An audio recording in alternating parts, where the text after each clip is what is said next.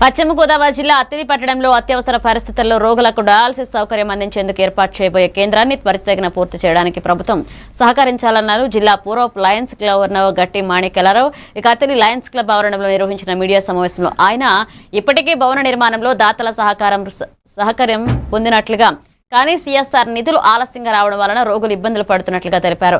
Lions club, Apollo ఆసుపత్రి సంయుక్తంగా పరికరాలు సమకూర్చనున్నారు. ఈ కార్యక్రమంలో లయన్స్ క్లబ్ అధ్యక్షులు, సభ్యులు, దాతలు పెద్ద సంఖ్యలో పాల్గొన్నారు.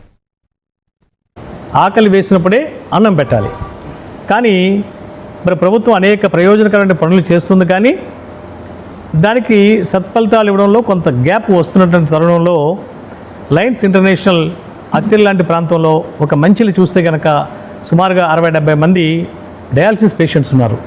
వీరందరూ తాడేపల్లిగూడెం, భీమవరం, తణుకు, ఏలూరు, రాజమండ్రి అట్లా వెళ్ళాలంటే ఒక పేషెంట్ని అంత దూరం తీసుకెళ్ళేటువంటి పరిస్థితుల్లో కుటుంబ సభ్యులు ఉన్నారు.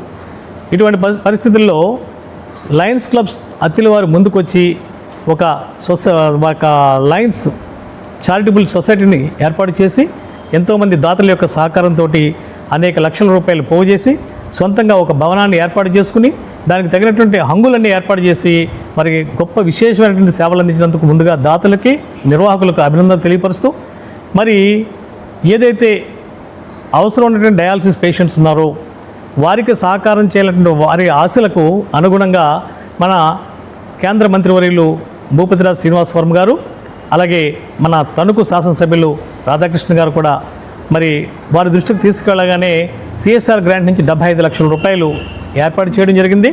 ఏర్పాటు చేసిన తర్వాత దానికి సిఎస్ఆర్ నుంచి కూడా రిలీజ్ అయిన తర్వాత టెక్నికల్ ఇష్యూస్ ద్వారా